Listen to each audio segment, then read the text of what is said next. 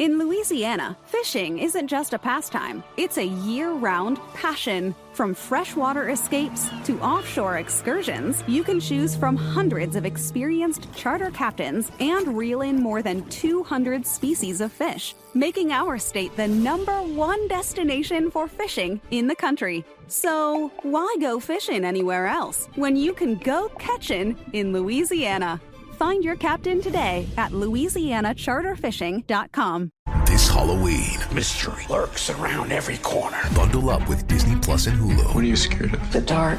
It's spine-tingling fun on Disney Plus with Haunted Mansion and Goosebumps. I'm gonna need you to spread the word. Then feel the bone-chilling terror on Hulu with The Boogeyman and American Horror Story Delicate. Something's happening to me. The Disney Bundle with Hulu and Disney Plus. All of these and more streaming this month. Plans starting at $9.99 a month. 18 plus only. Access content from each service separately. Offer valid for eligible subscribers only. Terms apply.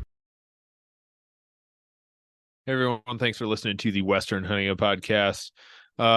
This is an episode with my buddy Jason discussing some of his recent season hunts, and as well as just a funny little thing. We were talking about what's going on in Colorado, but not so funny because it has a possibility of going somewhere, and that's kind of a scary deal. But and that also relates to something we were doing with Howl for Wildlife the other night. And that's definitely a place you need to go check out. That's a great organization. Just go be a member, and a free member. You don't have to pay. You can be a $30 member, but just go be a member and send your howls to those places that are battling all kinds of things. I'm in South Dakota. We don't have those issues here yet. What we were going to try and get mountain lions, or to hunt mountain lions with dogs, and the existing hunters didn't want it. So Colorado's looking at getting rid of lion and bobcat hunting, period. Whole nother level. Oregon, Washington, whole nother level. California, of course. So we need to take care of those other states, and even if we live a long ways away from there, even Australia, we've sent some howls that way. So go in and so that we can get some support in our state or whatever state you're in. Make sure you send those out. It's real quick and easy, and it is doing some good. They're seeing some results from that. So anyway, let's get to this episode with buddy Jason. As always, if you would like and follow on Instagram, Facebook, it's Western Hunting Hub and Black Hills Antlers. Thanks for listening.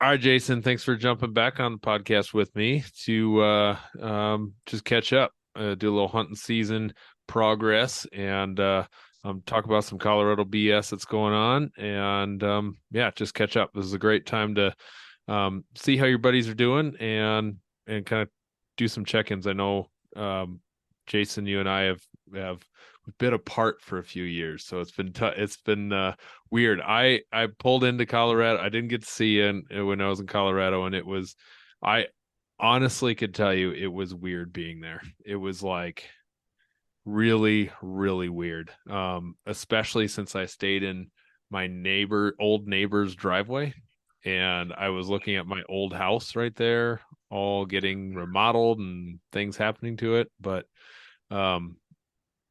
I can't describe it. It gave me this like anxiety that came with a load of emotions of everywhere I was. There was kind of a flood of memories of Ty driving his Jeep up and down the driveway, going hunting over here, going and just and I don't really have a whole lot of friends there anymore. I mean, I didn't go and visit anyone. You and my buddy Danny are just about it.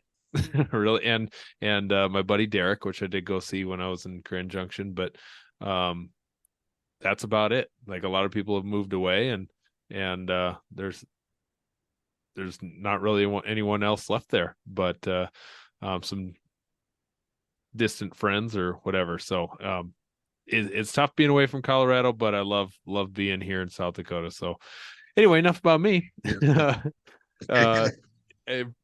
yeah. So if you haven't heard Jason, It's Jason's you. been I on mean, a few yeah. times, and introduce yourself real quick. Who you are, what you do. Yeah, Jason Arthur. I live here in Western Colorado. Um, have my wife and 2 kids. We own a ranch here and um, do quite a bit of farming. In fact, we're just pulling in the harvest. I'm sitting here looking at about 100 pounds worth of carrots. So Oh we got man. quite a bit of food coming in right now and just finished up processing a whole bunch. And I'm an assistant principal and athletic director now at Grand Valley High School in Parachute, Colorado. Um, and Clint and I used to work together. I was actually a math teacher at the time, but I've moved up a little bit. So that's made things a little busier. I've had to schedule up. I made sure my family time is solid for sure, but schedule up hunting and um, just make sure I still get those things in that I like to do. Uh, so, but I can totally understand where you're coming from, Clint. I think I find hunting season is a great place or great time to reconnect with people. And I often talk with some hunting friends a lot more during hunting season. I used to live in Alaska, so when I go up there, I completely understand how you feel there. Mixed emotions going up there, and really just want to move back most of the Yeah, time. But yeah. um, we always go up there and have a great time. My wife's sister still lives there with her husband and family, and I have just a couple of friends left. That's it. I just see a couple people. Usually hit the rivers with Chet and chat hunting with him, and we usually maybe we'll go on a black bear hunt or something. So Hmm. um, yeah, I completely understand where you're coming from there. Yeah, and it was like, do I want to come back here? Do I want to just go somewhere else? Like it was great to be. It's not like I didn't like being there. I loved being there, and it was is Yeah. wonderful. One of the best decisions my wife and I made to move there. We gained all kinds of wonderful experience.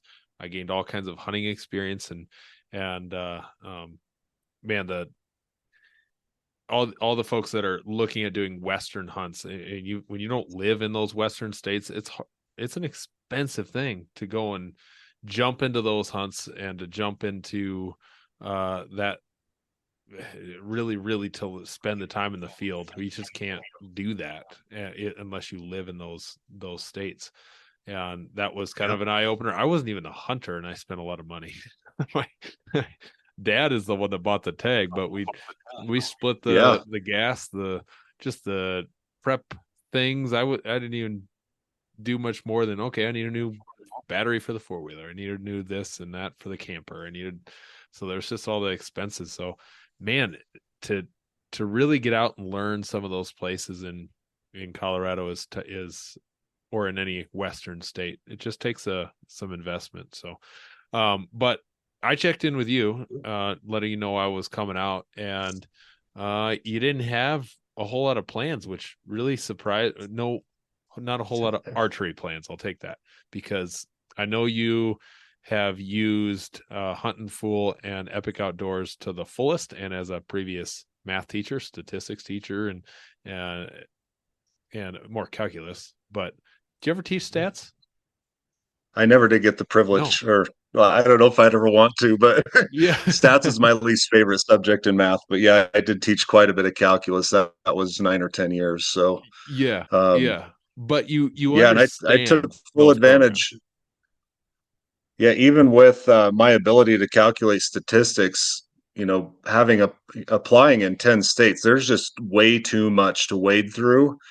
And then I didn't have the knowledge of those specific states and specific areas like the guys at Hunting Fool and Epic Outdoors do. So, um, I bought an Epic Outdoors membership, and that was partly because those guys are from where I'm from, Moab and Monticello, and just poured through those pages and, just used strategies on each state that would maximize my chances of drawing. And um, my Hunting Full membership actually came because I'm an Onyx Elite member.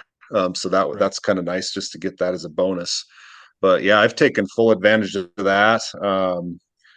I've drawn tags in. Well, I I've over the counter hunted a lot in Arizona. I've hunted New Mexico 3 years in a row. with Three of those tags were two mine. orcs. Two Yeah. orcs So I between you had and your my daughter. That's incredible. 1% draw odds elk.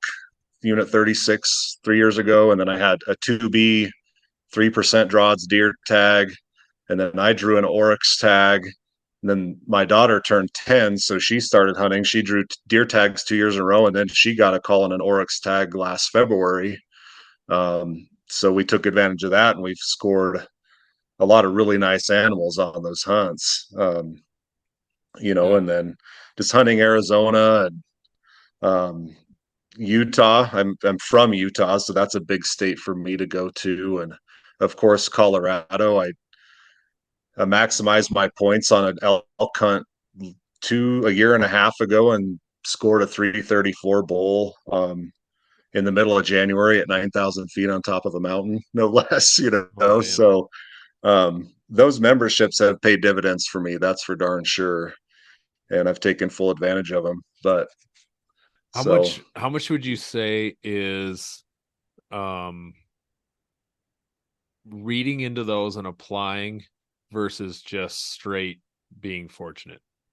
And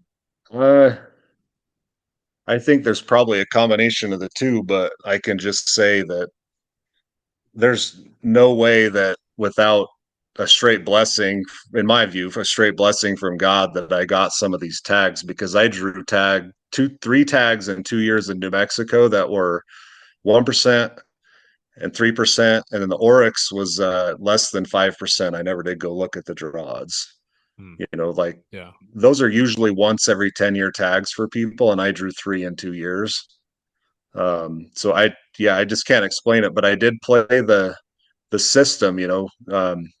New Mexico, for instance, has you get 3 choices, and they look at your first 3 choices. So they list the hunters in order, and they just go down the hunters.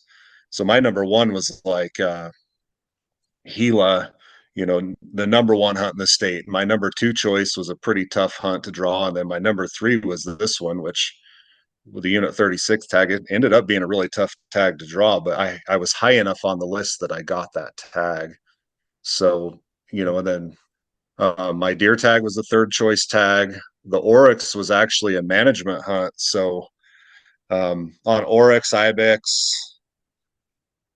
I think there might be one more, but there's a box you can check in New Mexico that says I'm willing to participate in a population management hunt. So I had always clicked that box, and I ended up getting a phone call, and within the month I had shot a 37.5-inch oryx, which is a pretty sizable animal.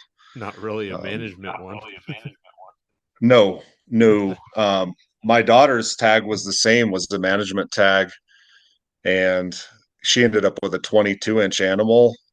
The guy that guided us, because we were on some land that we had to have a guide. He said they haven't seen one that big on that place for a long time. So Wow.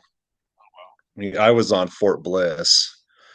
I was really fortunate, just the way it worked out. Again, another blessing, because with that hunt, that oryx hunt, there were 3 different hunters on the same day that I had. And the guide took us out to the area and said, "Hey, this is where they were yesterday. Don't cross that fence. Don't cross that fence." And one guy raised his hand and said, "Hey, I shot one over there last year. I'm going to go to the south." Okay. And the other guy says, "I'll just go to the north and hit that fence line." And I was like, "All right." And so I got the middle. And wouldn't you know that the middle's where the big animal was. Yeah. So there are things that have happened for me that I can't explain other than just a blessing. Yeah. Yeah. Absolutely. So, and that was that whole story's crazy. That was a 15-minute hunt, and I was out of my door and back home, and it was 36 hours. Yeah. Yep. We have that one recorded. I think I've told it before. way back. But so you've went from like no tags here for the early season anyway, for yourself. You just didn't draw a whole lot of anything at all. And bear tag in Colorado, but I don't know if that counts. Yeah. Because there's always 1,000 leftovers, right. And so and I've got went from that, and you've got to consider I've got 10 or more points in Nevada, Wyoming, Montana, Colorado, Arizona, Utah. Like I've got a lot of points to lean on, and I didn't draw anything except that September rifle bear tag here, which you don't need anything to draw. You can go buy one up till the season starts. Yeah. Um, And then and then, but I mean, as a family, we drew some tags. My daughter did draw a Utah deer tag.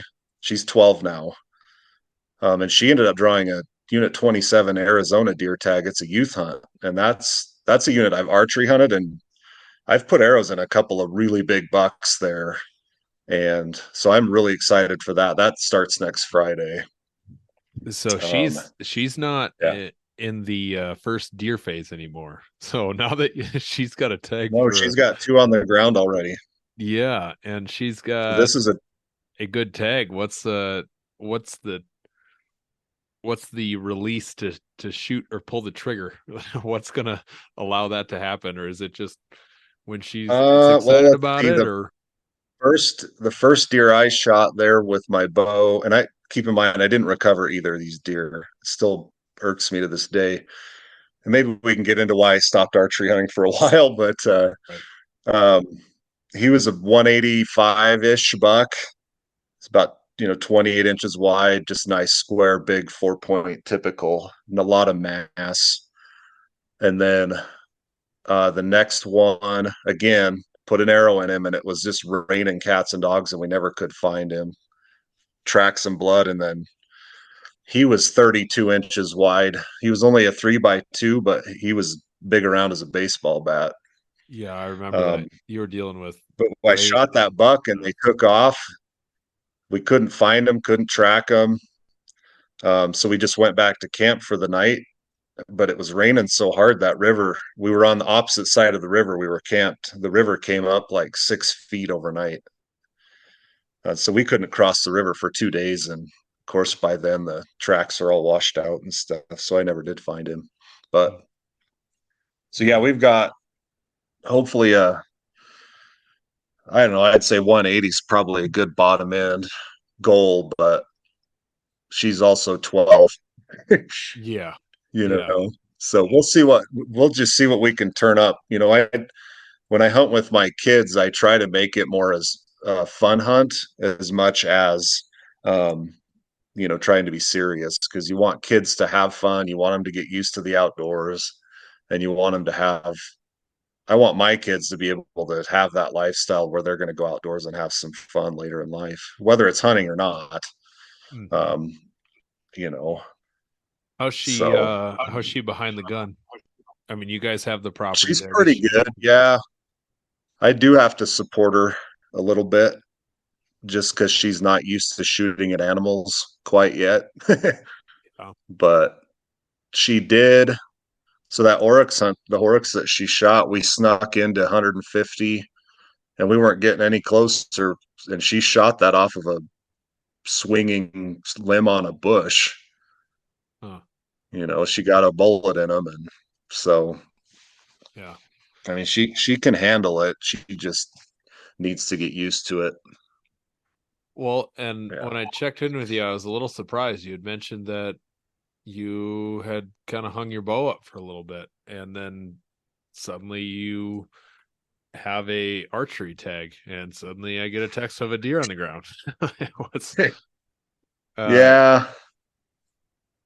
Well, I that? mean, you go back to, I was, of course, we trained a lot together with the Alpha Challenge, and I was big into train to hunt. Um, I won some competitions there. I was a very good shooter, very fit, but I couldn't kill an animal to save my life with the bow. I put arrows in. This is just off the top of my head. The deer in Arizona, a bear in Colorado, that I lost. I I never remember that. found them. Um, and I did end up shooting another bear with my bow, and I've shot several cow elk. But I was 0 for 9 with bull elk. Like I was kind of getting really frustrated, and the fact that I was wounding animals, they were probably dying. and not finding it was very frustrating for me.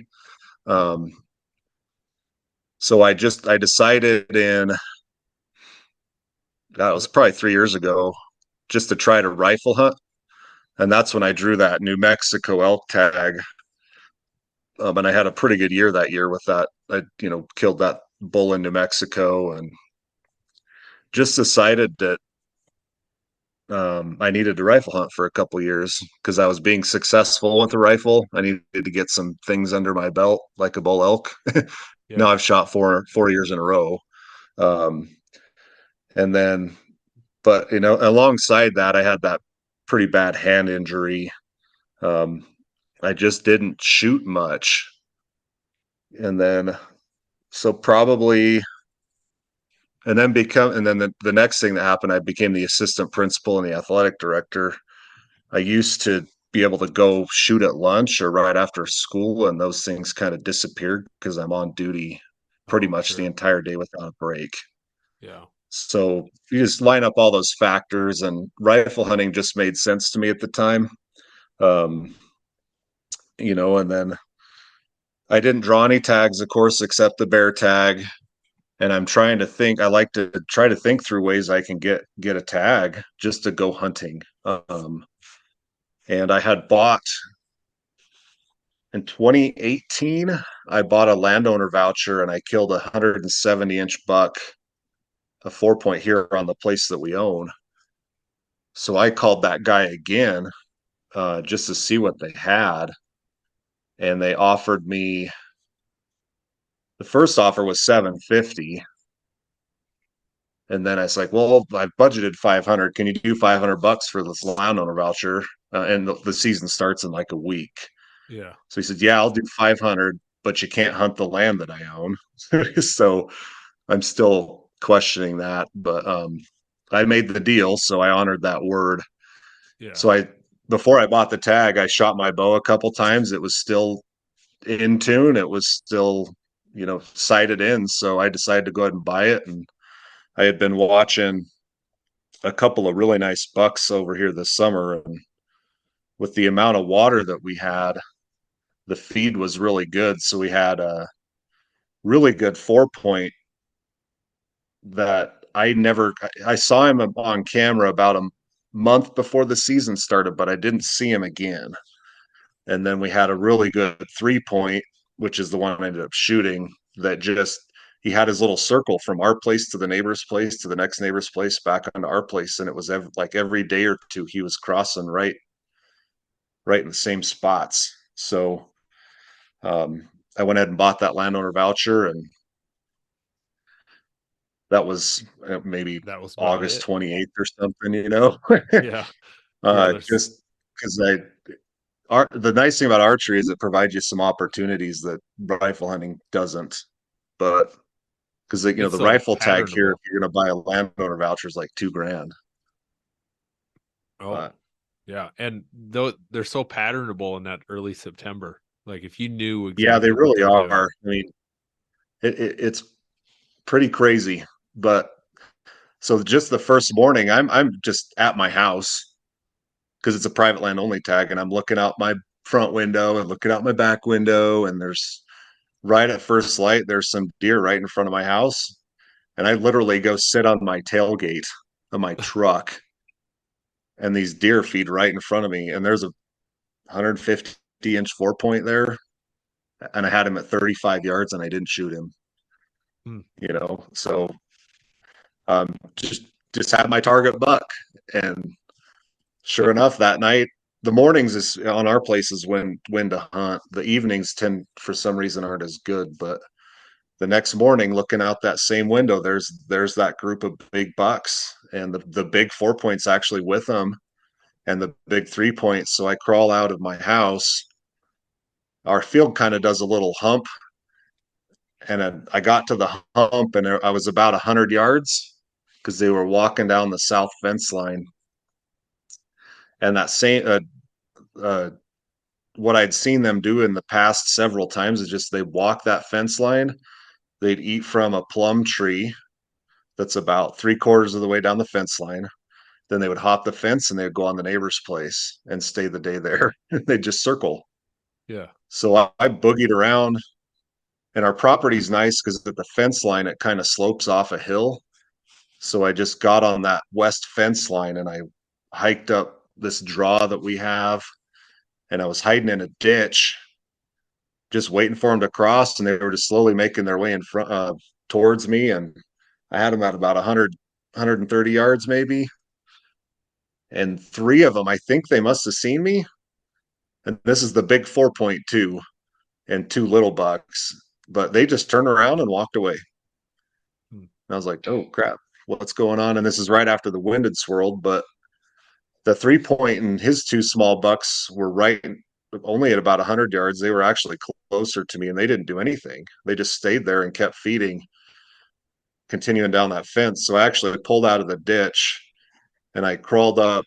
That corner of our place has a little arc. It's got a gully with a creek in it. And I just crawled up the creek, and the grass is about 3 feet tall. So I got to the tallest clump of grass there, and they were at 59 yards.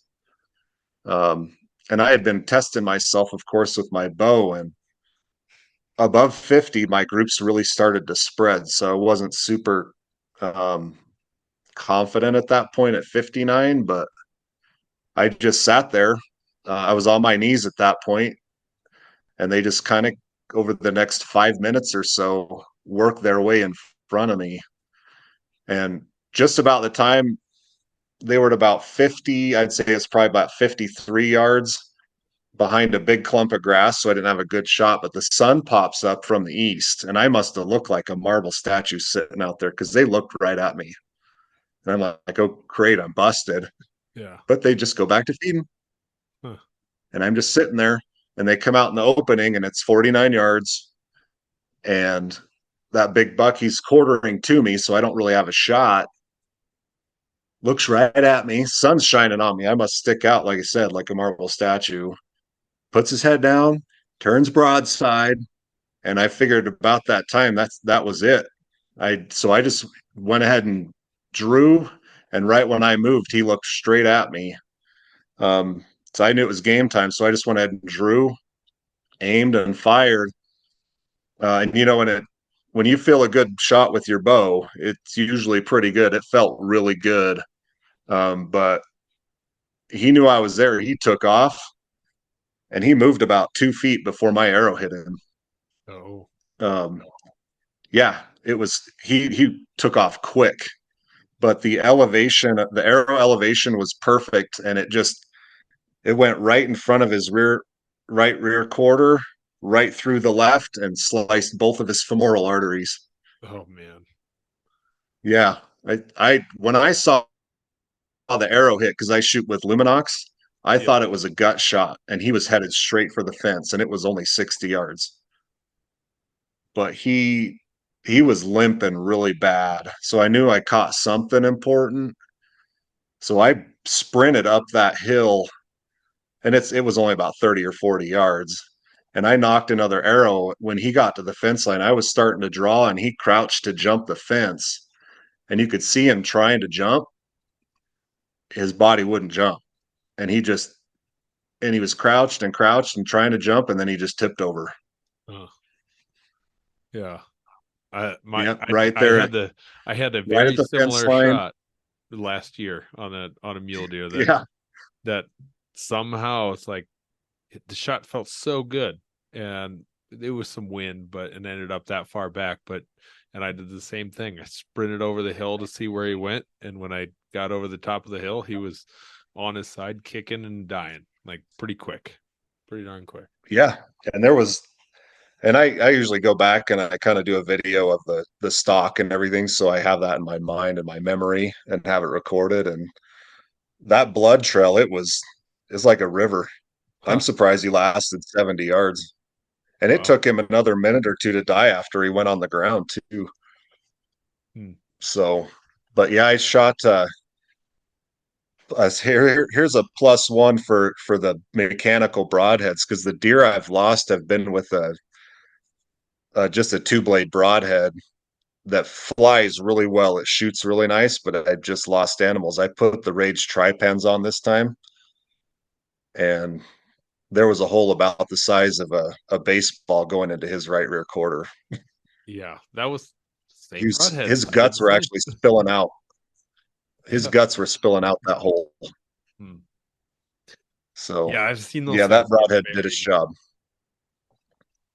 They get buried and really cause some damage. I did have, I don't know where I'm at with those right now, because I did have a couple of blades get bent just in my target, and it doesn't make any sense.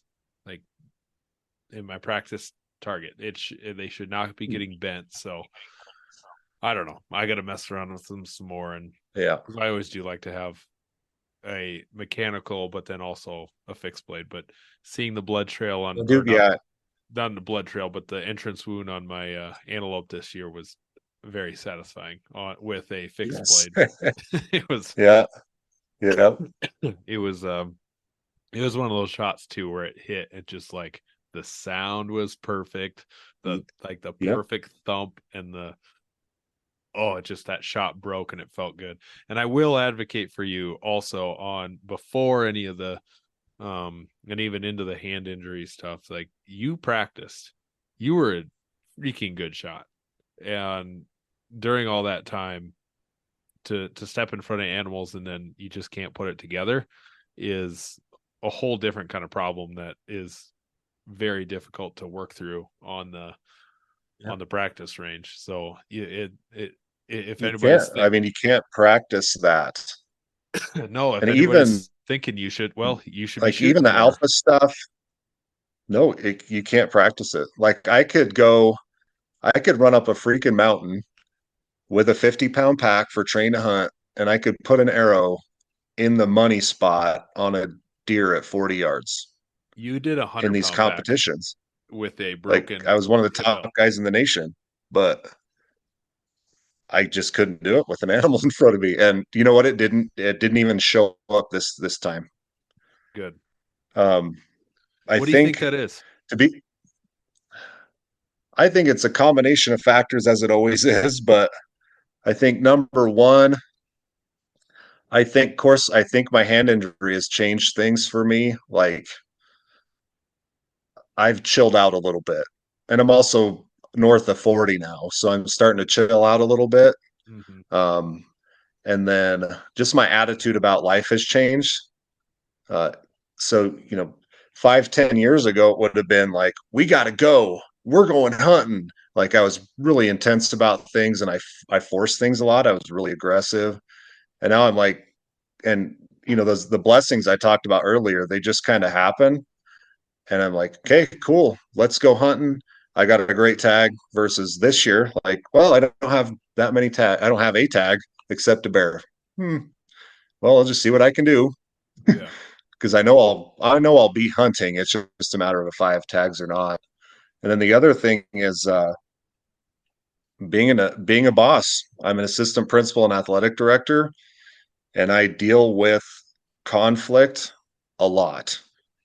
And I think that has helped me deal with situations where my emotions can get going to where I can actually bring those down and I can think through situations now and I can just do what I need to do. Huh.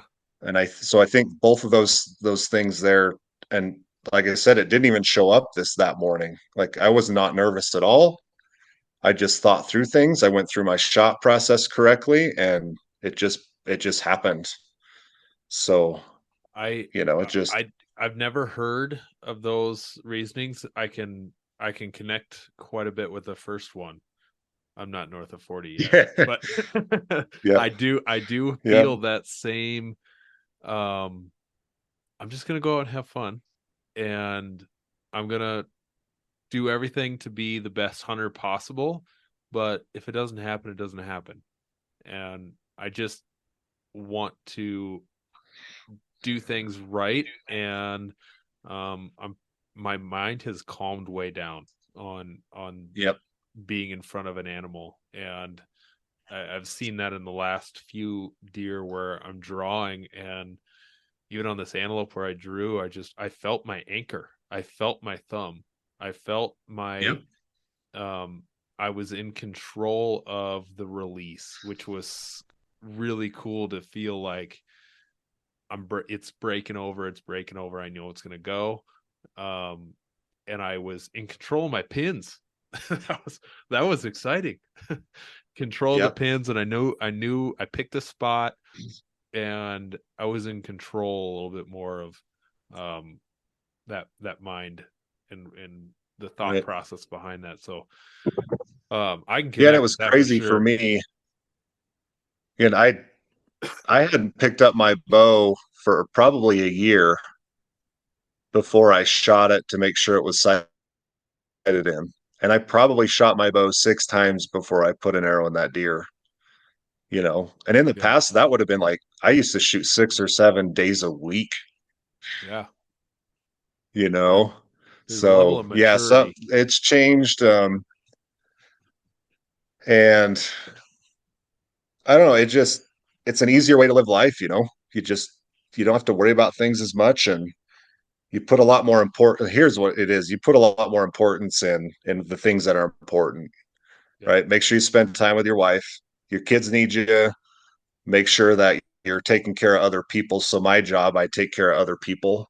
And if you live right, things usually do fall in place for you. So yeah, I think that's some good lessons there that we can learn just in our daily habits and life, that we could be better bow hunters, be better hunters, just through, and better people. But since we're on a hunting podcast, you're talking about the hunting portion, to help us be better hunters. Control, it starts in the workplace, and it starts at home, and working on those kind of emotions and control. That's a really fascinating thing that you said. I think that's a lot of people would connect with that. And so in your wonderful state, which I've had the privilege of living in and experiencing the politics, but let's not go there. I did just spend an hour and a half with our governor, helping her, teaching her to fly fish. That was freaking cool. That was really, really cool. Just taking her on a little fishing trip adventure and chatting with her. Super nice person. Got more balls than Polis does in Colorado for sure.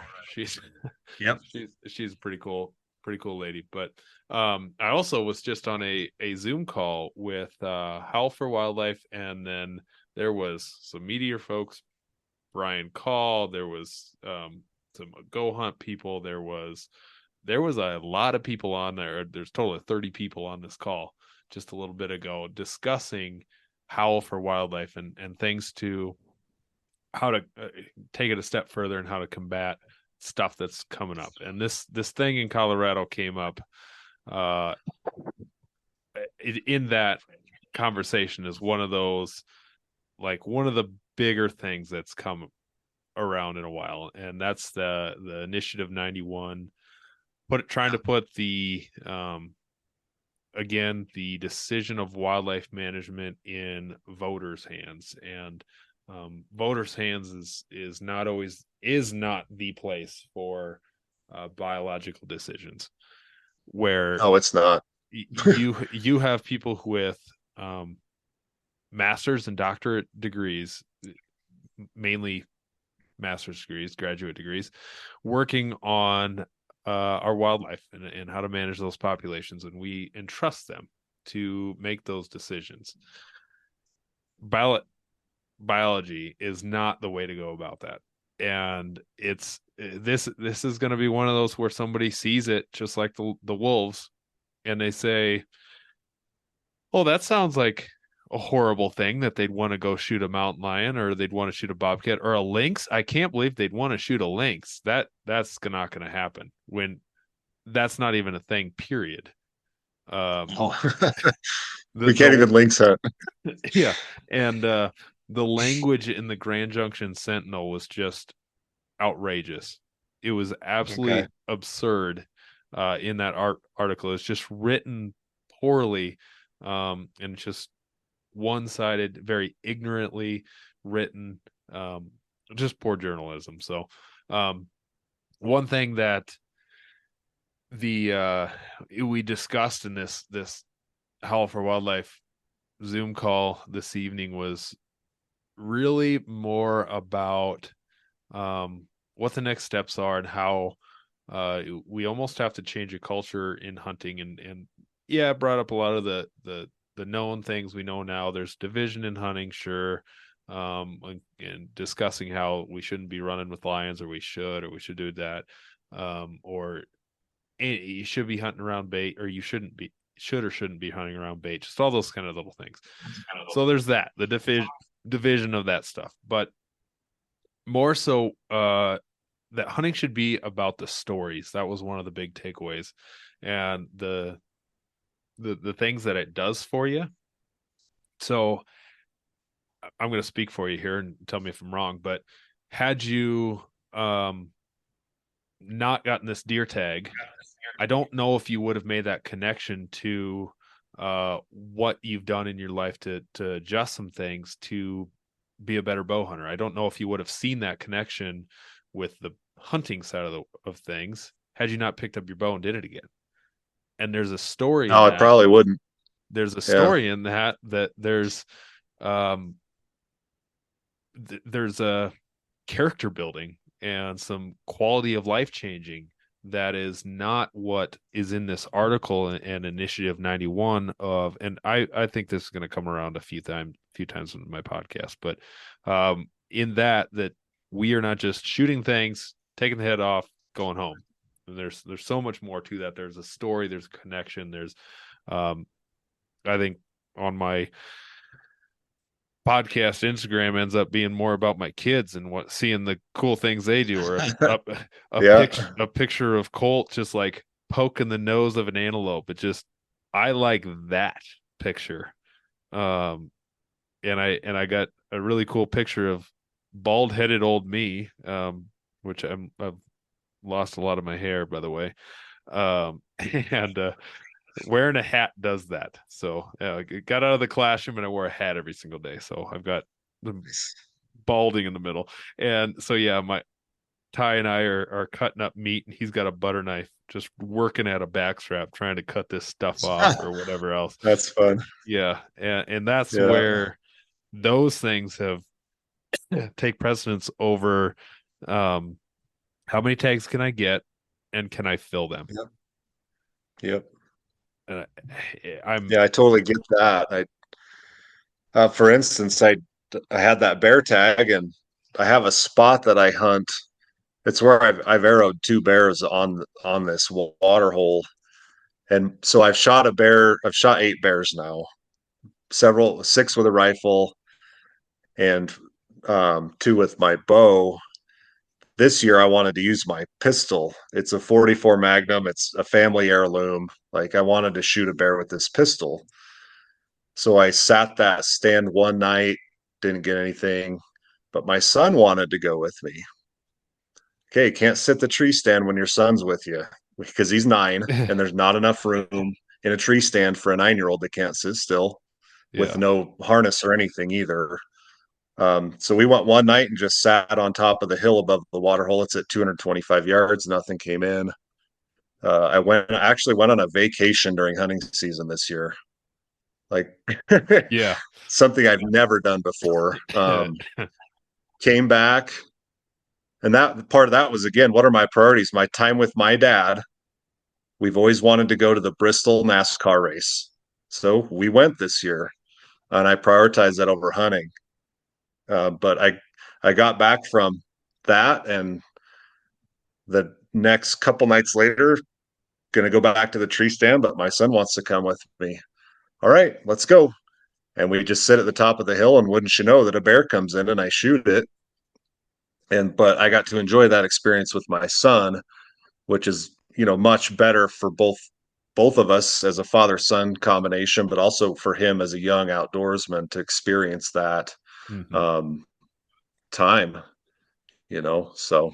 Yeah, it's so hard to, first off, get that moment to go out with him. There works where my kid's not in daycare or school, or I got someone else to watch the other one, Colt, so I can take Right. him, and then trying to make it a successful hunt too, because man, I want that hunt to be successful, or at least I want to have some encounters with him so he can get to touch it, feel it, see the guts inside, and Yep. all of that stuff. So that I didn't put that together when you sent me that picture that he was along for that hunt, because he's the picture of him and the bear. But now that makes sense. That's really cool.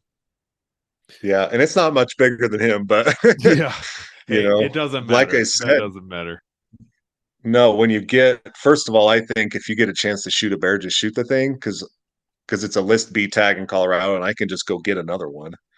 Yeah. Um, but secondly, if my kid's with me, we're enjoying our time together, and then we get to experience the joy of harvesting an animal together, which for us is, of course, a bear hide that's tanned and a skull that's on the wall, and then even better, bears become one of my favorite meats, I'm right there and with you. And that is because of it you. just That's because of you and you oh, teaching me how to make that sausage. yeah. It is my favorite. Yeah, It's my I favorite. we cut up a backstrap that next night, and of course, it's only 2 inches in diameter, 3 inches in diameter. It's really small, but man, he was he didn't have a lot of fat on his rump. Like you usually see like an inch and a half of fat on a bear's butt this time of year, but he Yeah. only had about half inch. But it his meat was marbled beyond what I've ever seen before, and that meat is good. That's what I told Christy Um, Nome because she shot that one in Canada, and I asked her about it, and she's like, "Oh, is it good?" yep, It's like, "Yeah, yeah, it's yeah, good. It's unbelievable." And I cooked up. I had a end of summer little thing for my interns, and made them a pile of. I made them shanks and made tacos out of that, and I had some ribs. And there was one set of bear ribs in there, and they were ranting and raving over those bear ribs because they far exceeded yep. the deer ribs. They were so good. So Oh good. yeah, it's super good. And the of course that breakfast sausage recipe that I've shared with you is one of my favorites. But I made some summer sausage out of this one, and it is fantastic Oh, because I've kind of zeroed in my summer sausage recipe too. And I smoke it, and mhm. man, with that bear meat in there, it's good. Ugh. Yeah, I It's made super some. good. I my sticks are horrible, but my summer sausage I feel is pretty good. So I'll have to mess around with that with Yeah. some bear. But um that sausage, if you put that on like some homemade pizza, oh my gosh, it's the way to go. If you've Hmm. never, I mean, Yep. I'll put it just in the little patties and have breakfast with it for sure. But I'll put it in spaghetti. I'll put it in on pizza, whatever. It's good.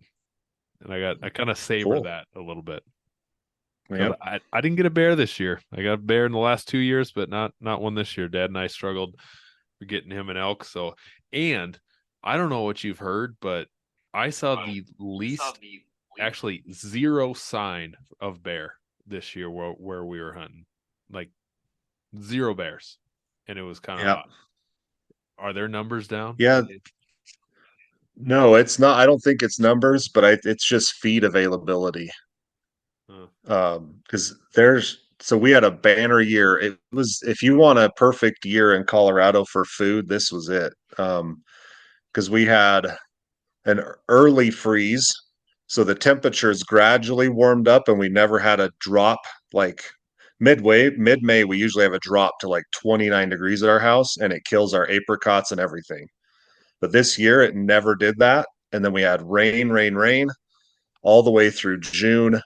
And so there's acorns everywhere. There's berries everywhere. There's sarvis berries, choke cherries, like there's everywhere. food everywhere. Up on top of the mountain, we had at our place, very unusual to have every fruit that we have: peaches, apples, plums, pears, apricots, blackberries, choke cherries, raspberries, like everything grew this year.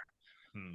Um, So I don't think numbers are down. I just think the Bears can go wherever they want, That makes sense. That makes a lot of sense. you Makes know, it and hard to hunt them when the food's it everywhere. They're does. just Yep. Yep. And 4 years ago was the last time that we had a food crop at our place like that, but the top of the mesa froze. So all the bears came down and we had 5 different bears at our place. Two of them, I estimated their skulls at about 20 inches, and I ended up shooting one on the first morning of the hunt. And he went 19 and 7/8. sheesh. And Big bear. so I shot that bear at 7:30, I think that morning. I have the other big bear at 7:30 on my game camera 400, 300 yards from where I shot the other bear at the same time. Huh. So they were on our property because of the food. So Yeah. I think that it's just food availability and water too. I mean, we've got water everywhere. Yeah. They can pretty much do whatever they want. Yeah. No kidding. So I don't even remember like what the structure of our last few things we've been talking about are, but the where do you think this is gonna go?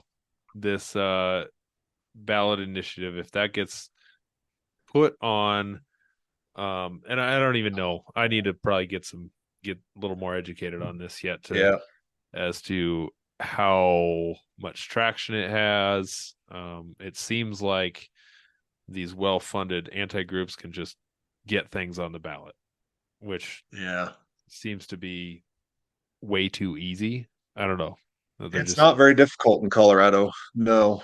hmm, Um, I think they're going to have to get, there's a certain percentage of the last election that you have to get. I think they need to get like 125,000 signatures and 2%, at least 2% from each of the voting districts in the state, I think is the rule for them, which I think they'll probably get it pretty easily because you can find people to sign a ballot initiative.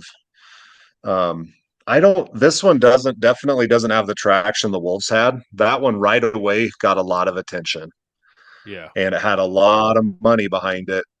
And so I think the Wolves are a much more emotional piece for people because we didn't have them. Um, and people want to see them, which they don't realize you're probably never going to see one. yeah, exactly. They're very elusive animals. So I don't think this one has the traction that did, but again, those groups have a lot of money and they have a lot of pull, especially at the state level here in Colorado now, and they might be able to get it the attention that it needs to pass. And I don't want it to pass, but they might be able to pull it off. Yeah. Um, but I mean, if you look at the Wolf measure, it passed by like 0.2% or something like that. It was very close, and it had a lot of push behind it. So my hope is that this one doesn't have that attention with it and that it won't pass. Um, Yeah. but I don't Well, know. yeah.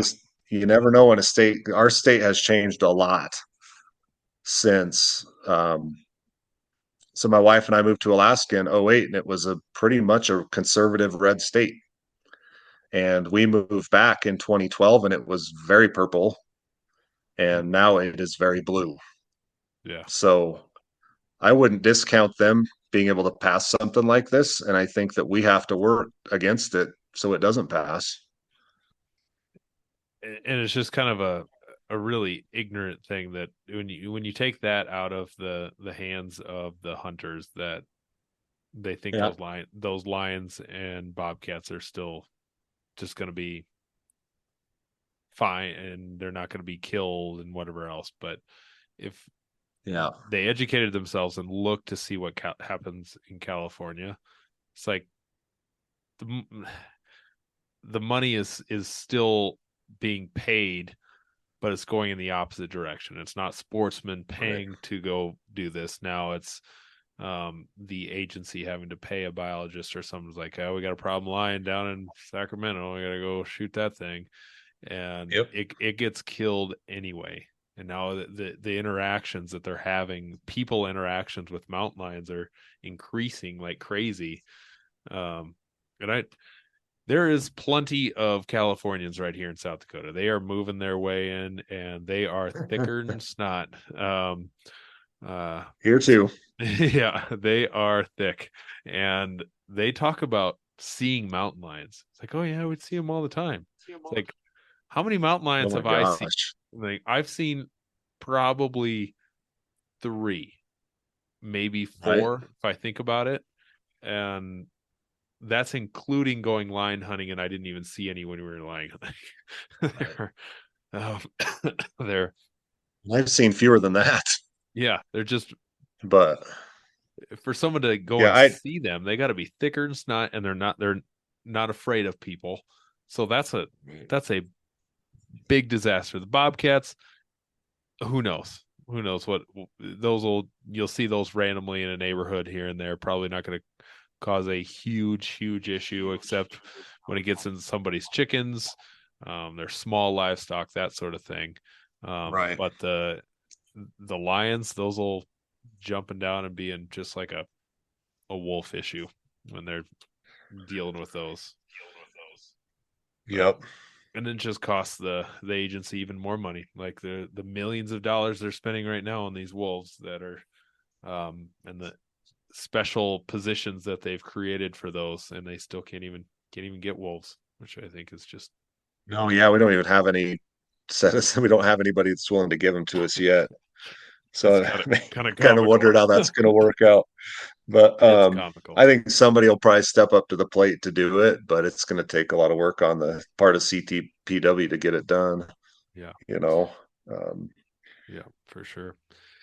Well, I think that's a good spot to kind of end it, and um, I am really glad we chatted about your hunting story just in this year's hunting story, but also just it encompasses some of the other parts of your story that really have some cool life lessons to think about and make us all better hunters, better people, husbands, and so on. So, yeah, thanks for sharing that. And hopefully, what's future of bow hunting now after this deer?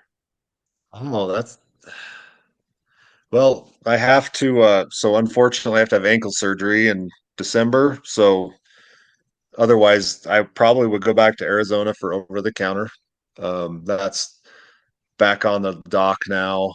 Yeah, I might try archery elk hunting next year. yeah, It's really going through my mind. yeah, But that's usually for me, that's an if I don't draw another tag kind of thing, you know. hmm, So, but so that's on the list, and I think my kids have actually asked to shoot more now. They saw me out there shooting. They started coming out with me and practicing.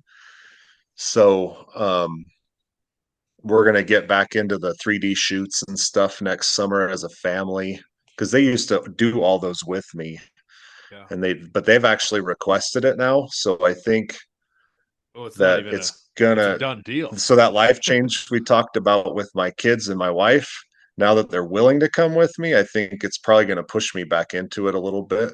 Yeah, um, and just being successful, it helps a ton. You know, you tend to like things that you're successful at. I see it in myself, I see it in high schoolers all the time. The things that they like are the things they're good at. So I think if I'm successful, I'll just keep plugging away at it. yeah. Yeah, so Good to hear. That's good to hear because I know how much you love that.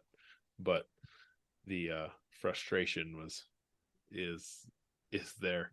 I had somebody ask me the other day that's getting into bow hunting. They're like, "Is this more?" I can't remember if he asked if it was more or less frustrating than golf, and I said, "Way worse, way worse, yeah, way more ups and downs than any way golf game more. Yeah, you could ever and I hate even golf, imagine." but I do too. it's it's just you have to remember there are so many things you can't control.